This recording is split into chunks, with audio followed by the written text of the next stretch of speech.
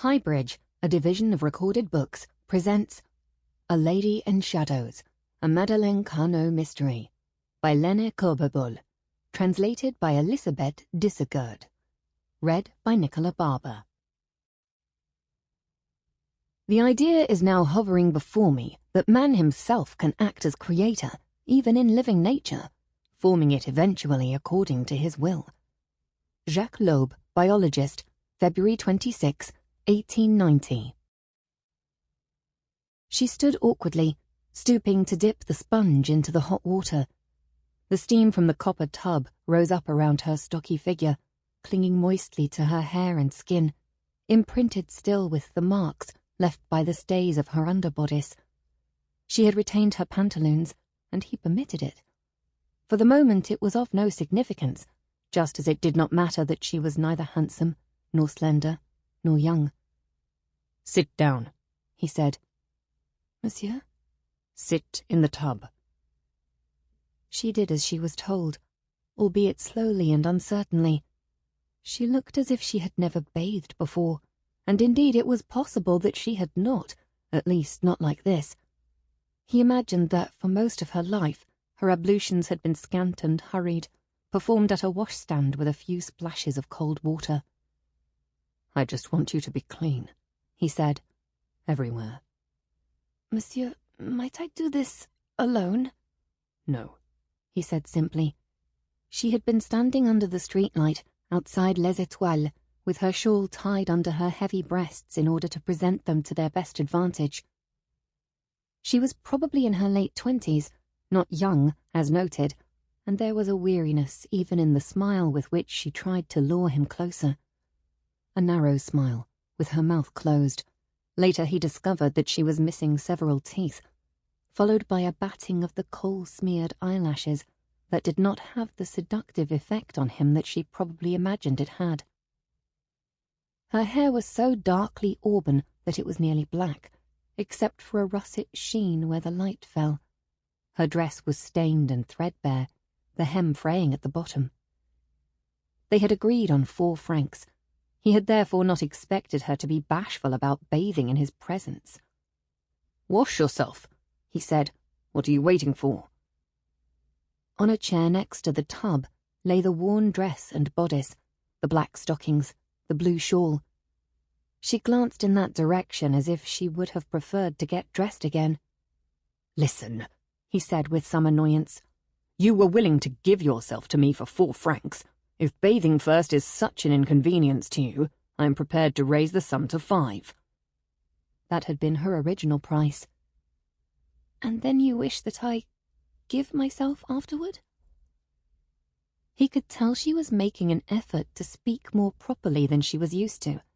He had noted the yellowish-brown stains that seemed ingrained in the skin of her hands, especially around the nails and in the folds of skin by her knuckles. A tobacco worker, he concluded. She might have been fired after the strike, or perhaps her meagre factory wages simply did not stretch far enough to cover the rent. That was equally insignificant. He had no particular need for affected speech or parlour manners. "Yes," he said, though that was not, in fact, what he had in mind. He had learned that the women became calmer when they knew the exact nature of the transaction, or thought they knew. It seemed to have the desired effect on the tobacco worker, too. She sat down in the copper tub and ran the sponge over her upper body and neck, even managing a clumsy attempt at coquetry. The water was high enough to provide her pale blue-veined breasts with a certain buoyancy, and the air trapped under the fabric of her undergarments caused them to balloon around her hips and thighs. He made no attempt to hide his arousal, merely sat there in his armchair, legs apart, feeling his erection push against the fabric of his trousers. Foam clung to the nape of her neck, where her hairline made it downy and dark. He did not touch himself, not yet. It was enough to see the sponge slide over breasts borne up by water, and when, in a moment of inspiration, she began to nip playfully at the sponge with her lips, he had to look away. "Waste not your seed on the ground," he admonished himself. "You have better uses for it." He glanced at the tall glass that stood within convenient reach on the mahogany humidor next to the chair. She raised one arm up out of the water, soaping it with long, near-graceful strokes. The sight of the dark hair in her armpit aroused him further, and one of his legs began to tremble. He breathed heavily through his mouth and placed a hand on his thigh in an attempt to keep the offending limb still. Now she clearly felt that she was in control of the game. She arched her back and thrust her breasts forward and let her right hand disappear into the water for a moment. In the thinly misted mirror at the foot of the bath, he could see that she was touching herself through the white cotton of the pantaloons. "No," he said sharply, "not you.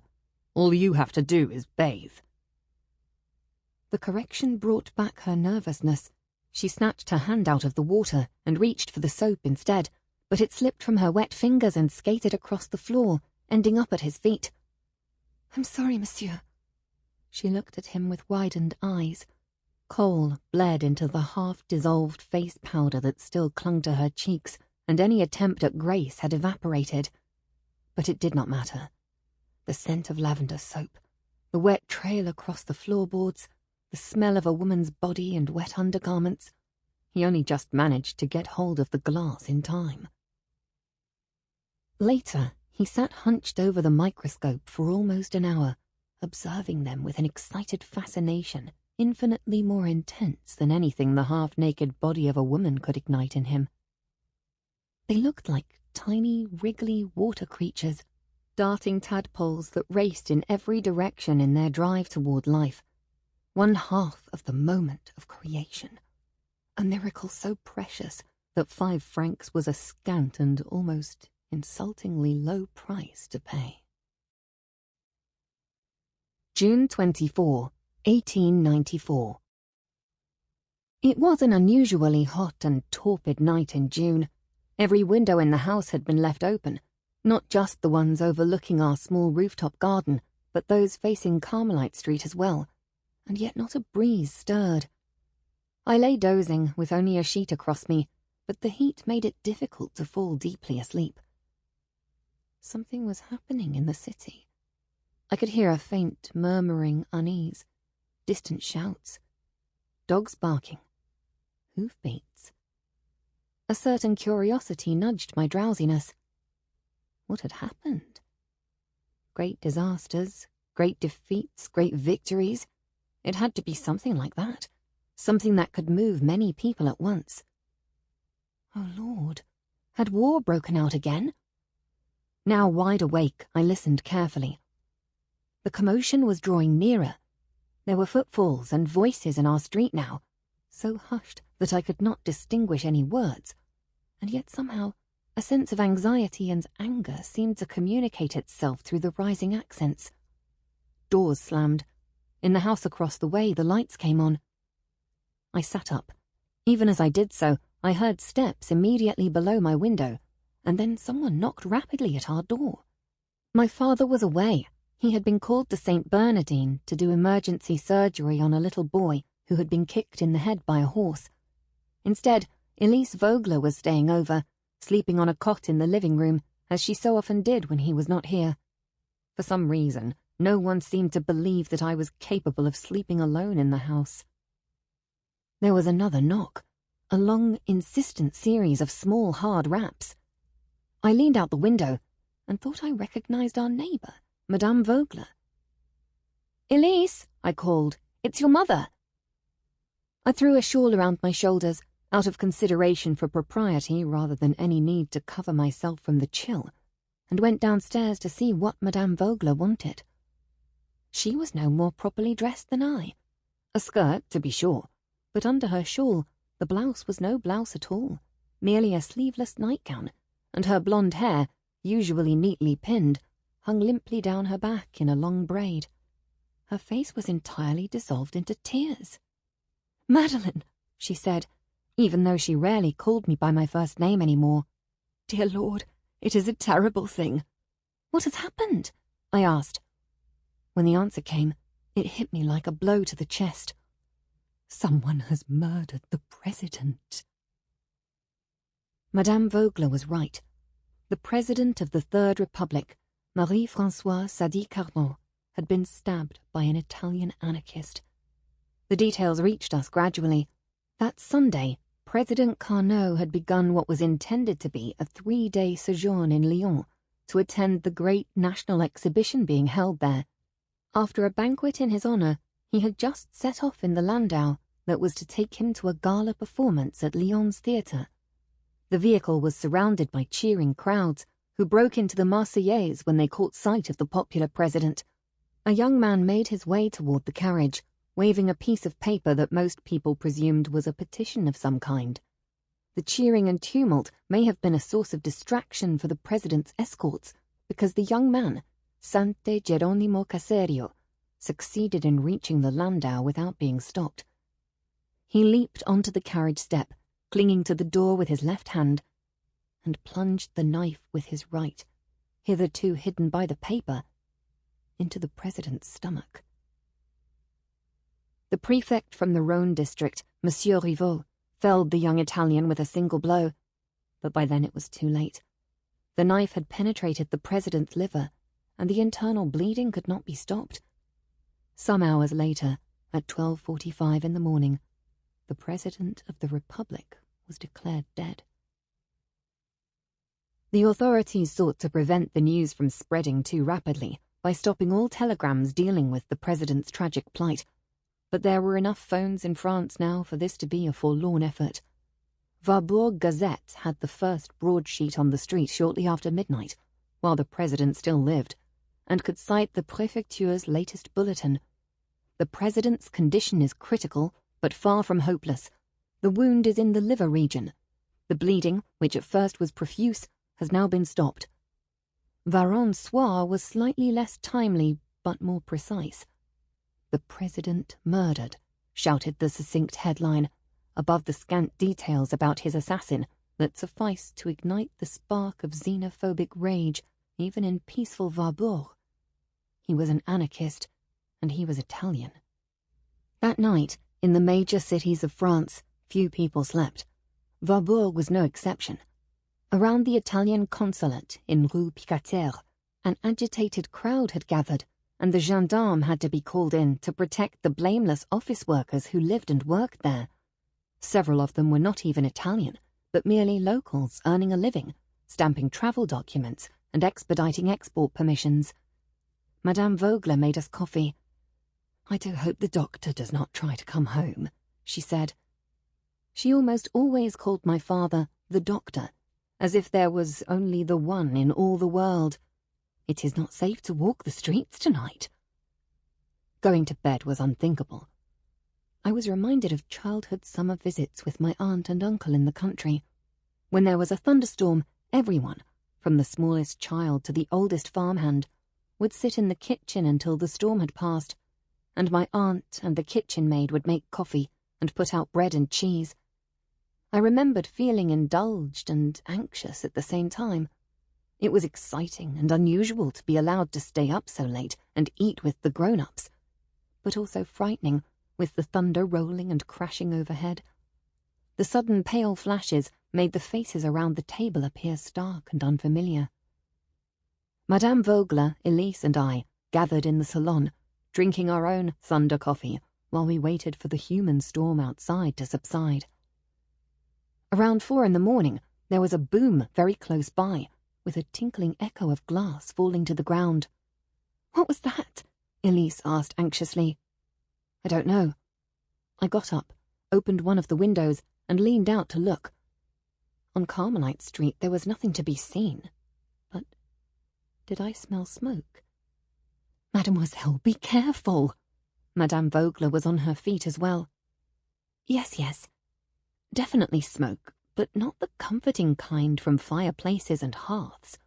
This was a hostile reek, black, bitter, and acrid, and in the windows at the end of the street, I saw the reflected glow of flames.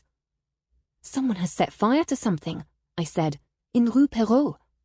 "Sweet Mary and Jesus," whispered Madame Vogler with quiet sincerity. "It's not a house, is it?" "Perhaps it is just a bonfire," I suggested. I was too young to remember the Paris Commune and the unrest of 1871, yet I had some vague memory-like flashes of barricades and fires in the streets, which my imagination must have created from the stories I had heard. Such things seemed to me to accompany riots and outrage and public unrest. "Oh no, I hope they light no fires here," said Elise. There was yet another boom from Rue Perrault, and all at once the crowds came surging around the corner and down Carmelite Street. Our narrow, peaceful alley was suddenly filled by a tangled darkness. It was not possible to distinguish one darkly clad figure from the next. And I saw only a black wave, broken in glimpses by a flaming torch here, a hatless head there, and a lone upturned face, mouth open, like a drowning man gasping for air. "Find them!" roared a mouth somewhere in the maelstrom. "Those bastards are not getting away from us!" There was pounding on doors, ours as well. I had instinctively pulled back from the window already, and now Madame Vogler slammed it shut so hastily that there was a squeak of protest from hinges and hasps. But someone had seen me, apparently. "Open up!" a second voice roared.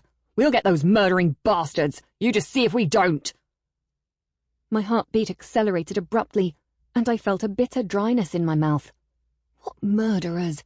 It was absurd. They could hardly imagine that we were sheltering someone who had anything to do with the assassination. Or could they?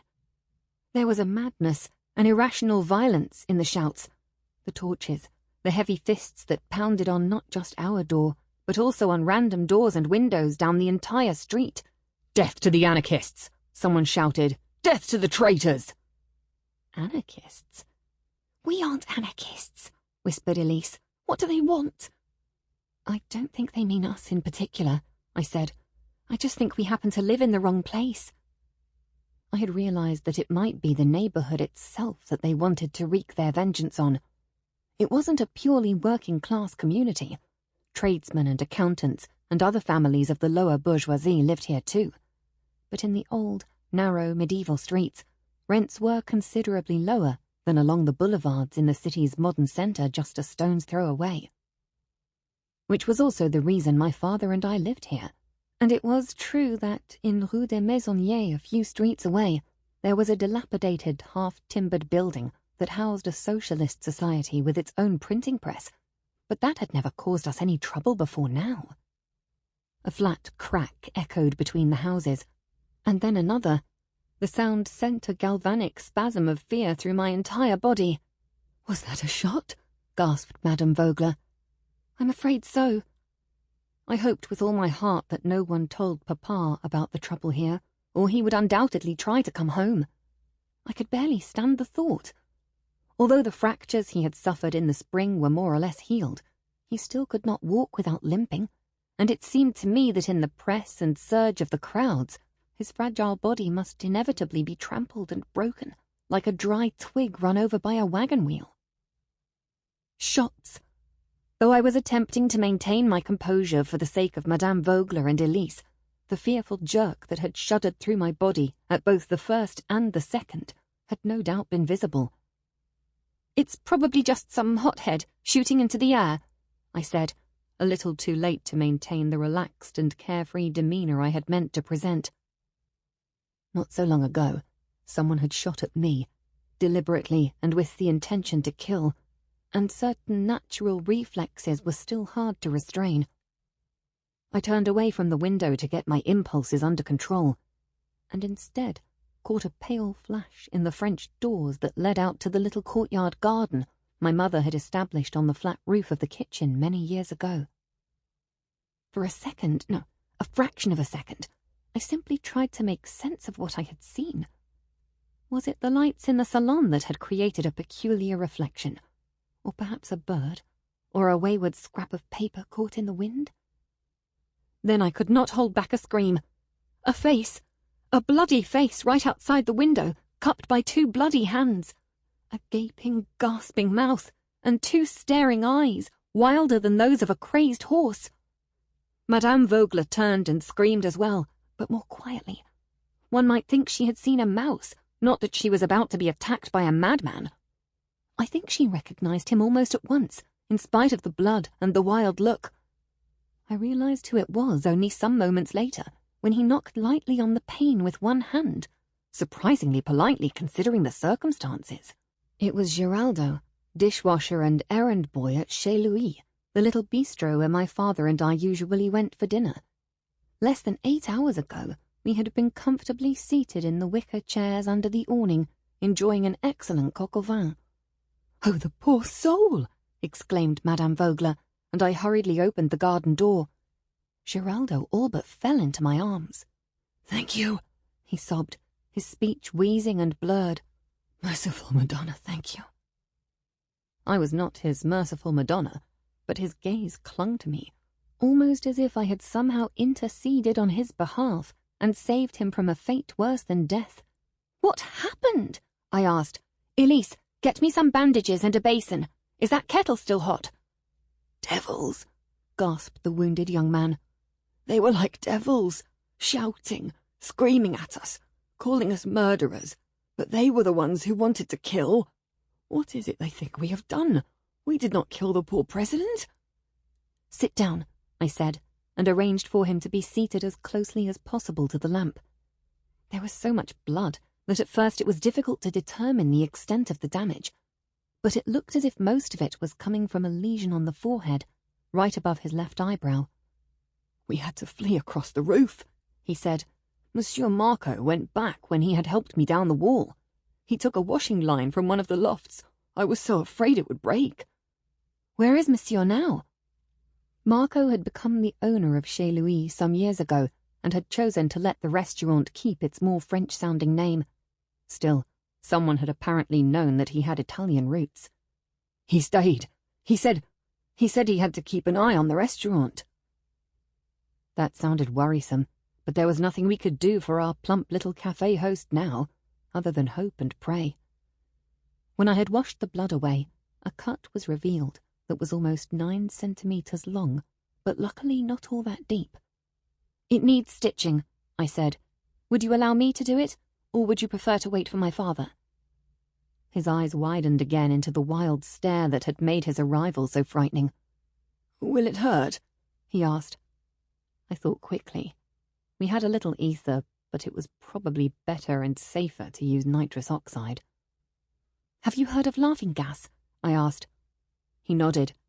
"I was at a variety show once in Napoli." It was as if the recollection of his home sapped his last strength, and his lips, plump and full like a child's, began to quiver. "People could pay to come up on stage and try it, but I did not have the money." "Under the influence of the gas, you will not feel pain," I assured him. "You will probably just find my stitching entertaining. Afterward, the pain will be significantly reduced." "Then I would be grateful if it could happen quickly." I brought him down to the laboratory. The sight of glass beakers, Bunsen burners, and our ancient microscope unfortunately did nothing to calm his fears. But it was much easier to create sterile conditions here, where the tiles, tables, and floor could be wiped down with alcohol or sprayed with carbolic acid. I prepared the gas bag, filled a test tube with ammonium nitrate, and placed it over the Bunsen burner. The gas bubbled up through a water-filled rubber hose and gradually filled the bag. "Please have a seat," I said to my tense patient, and indicated the long, zinc-topped workbench. It was not the first time it had served as an operating table. Geraldo hauled himself up to sit obediently, if somewhat nervously. "Breathe in through your mouth and out through your nose," I said, and held the mouthpiece of the gas bag toward him. "Can you manage that?" He nodded. Silence descended while we watched Geraldo's breathing. His concentration on the mouthpiece was so intense it made him squint almost comically, but he settled visibly right away. I did not think this was solely the effect of the gas. It was as if the effort to control his respiration in itself had a calming effect. "You may lie down now," I said, "but continue to breathe through the mouthpiece." He was slow now, and beginning to show the effects of the nitrous oxide. Elise and I had to help him get his legs up on the table, and Madame Vogler folded a clean cloth and placed it under his head. "Elise," I said, You have to hold the bag." Elise nodded. She had grown used to assisting with various emergency procedures, though it was the first time she had stood in as an anaesthetist. That was usually my responsibility when my father performed surgery at home.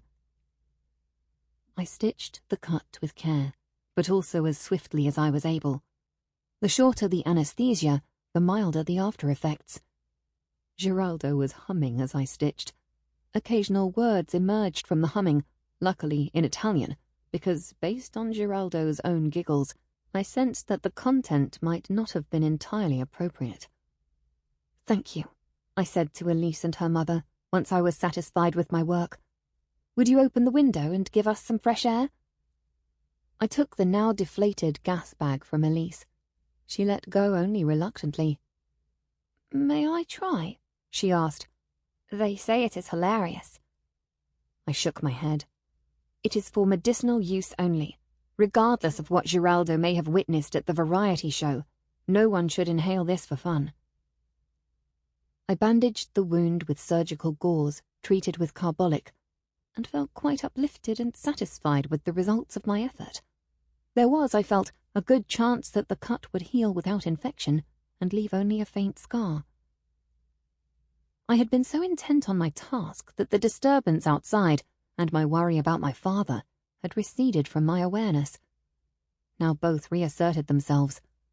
Through the open window we could still hear shouting and noise and the tinkling of broken glass, though it sounded more distant here than upstairs in the salon. Geraldo had stopped singing. He raised his hand to his forehead, but I caught it before he could touch the bandage. "Please remain still. Do not attempt to sit up before you are ready," I admonished him. The effect of the gas was fading, but he was not yet quite himself. "Mum," he moaned in his own soft native tongue, "I want to go home." 2 days later, he did just that, with an admonishment to see a doctor in 10 days and have the stitches removed. Marco did not dare keep him in town, or even in the country, given the current atmosphere. But let us not get ahead of ourselves. The long, tumultuous night might have been coming to an end. But the day had barely begun. June 25, 1894. In the morning, when the night's unrest was tapering off, a message came from the hospital. My father was fine, but he had gone out to Petite Napoli, as the neighbourhood between Pont de Lis and Rue d'Artois was referred to colloquially. This was where a large part of Varon's Italian immigrant population lived, which had led to street fighting, attacks, and fires. I should not count on seeing him before evening. "Terrible," said Madame Vogler. "What a horrific night." Elise dared to go down to see if there was any bread to be had. She returned with 4-day-old croissants, but reported that Monsieur Margolly, our local baker, was planning to have fresh brioche within the hour. "Anyone would think there had been a war," she said, her eyes shining with distress. "There is rubble and broken glass everywhere, and it stinks of soot and ashes." "Did you see Monsieur Marco?" "No," she said, "but all the windows in the restaurant have been broken, and the mob dragged the chairs and tables into the street and set fire to them." "Dreadful," said Madame Vogler. "What is the world coming to?" Geraldo was still lying in my father's bed, sleeping, exhausted after his ordeal. Elise, Madame Vogler, and I made tea and ate stale, sticky croissants smeared with strawberry jam. I had just poured myself a second cup of tea when there was a knock at the door. Not an aggressive drumming like the one we had experienced the night before, but nonetheless quite authoritative. The caller was a tired, middle-aged corporal of the gendarmerie, who had clearly had a trying night. 2 buttons were missing from his tunic, and one sleeve was blackened with soot. A little farther down the street, an entirely civilian hansom cab was waiting. "Mademoiselle Karno, the commissioner requests that you and your father accompany me." The commissioner was not an officer of the police or the gendarmerie, but Varbourg's commissaire des morts, the man ultimately responsible for all of the city's dead. There was thus no reason to ask why our services were needed, so I simply informed the corporal that my father was busy with the living right now, and was not expected home until later in the day. The man glared at me with visible irritation. Sample complete. Ready to continue?